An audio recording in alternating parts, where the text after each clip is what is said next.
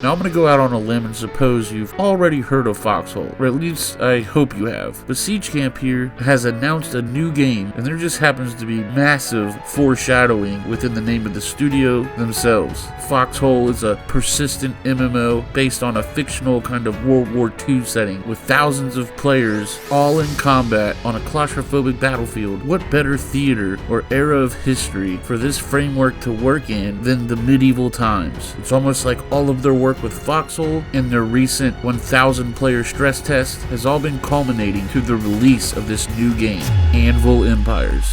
Let's check it out.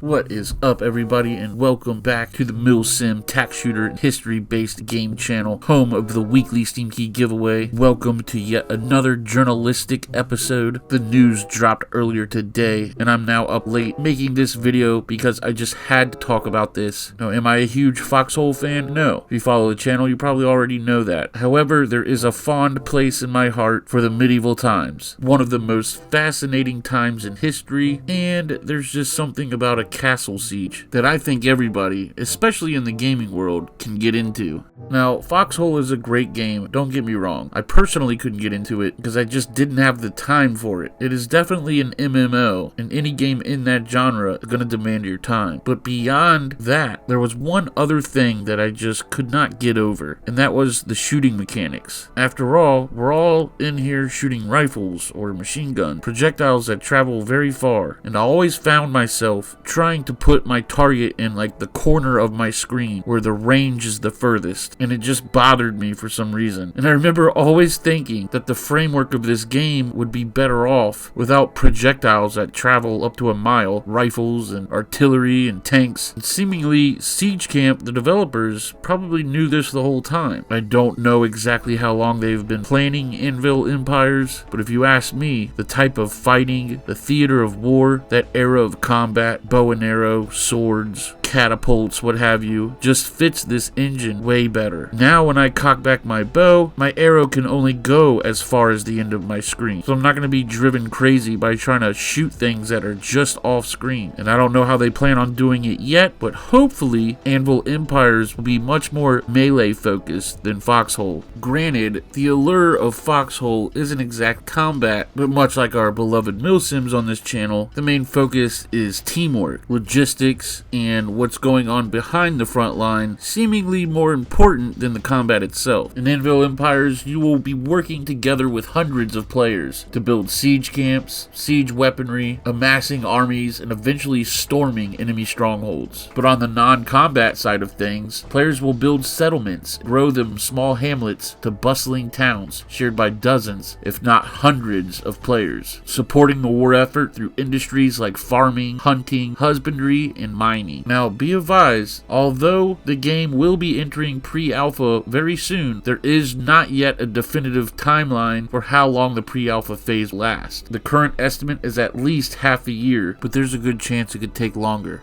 And of course, once the technology and gameplay are stable enough, the game will proceed to an early access release on Steam.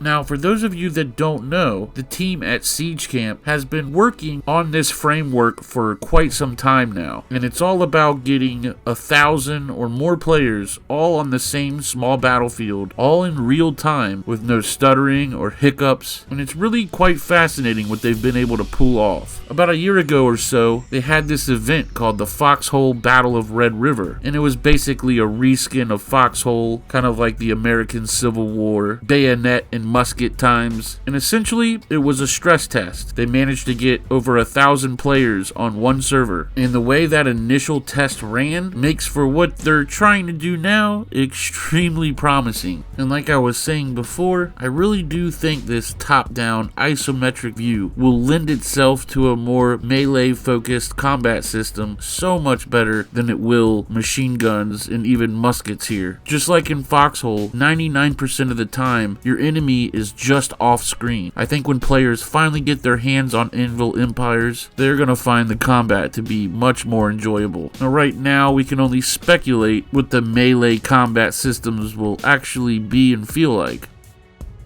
Siege Camp, the developers, are planning a pre-alpha launch on Steam literally next month, April 2023. So stay tuned, because when the time comes, a public announcement will be made on the official Anvil Empire's Discord. Initially, spots may be limited, but the goal is to get as many players into the pre-alpha as possible. Now, of course, I will have a link down in a pinned comment to their Discord channel, and of course, also their website and Steam page. And for those wondering, the pre-alpha test will be entirely free. Their goal of the pre-alpha test is to refine the technology and gameplay, not to monetize its users. Now, something you Foxhole players might be asking yourselves: if Siege Camp is working on Anvil Empires, what will happen to the development of Foxhole? They were very adamant in letting their dedicated player base know that Anvil Empires is being developed by a separate division within Siege Camp. The Foxhole team will continue to support and expand on Foxhole for many years to come, with new features, content, and improvements. Now, it's still super early, but using Foxhole as like a comparison, the devs kinda can let us know exactly what they're aiming for. Anvil will be, of course, a massively multiplayer game of conquest, where thousands of players will work together to build empires, wage war, and dominate in an age of conflict. While Anvil Empires will share many elements with Foxhole, including a persistent world, sandbox gameplay, mass collaboration, and a cog in the wheel player perspective, it will also be very different in other areas. In Anvil Empires, there will be a bigger emphasis on settlement building, and the conflict will support an order of magnitude more players, allowing up to 1,000 players to march alongside each other on the battlefield. Yeah, I'm gonna say it right now, this will probably come years into development, but Greek fire or oil and fire is going to be freaking terrifying.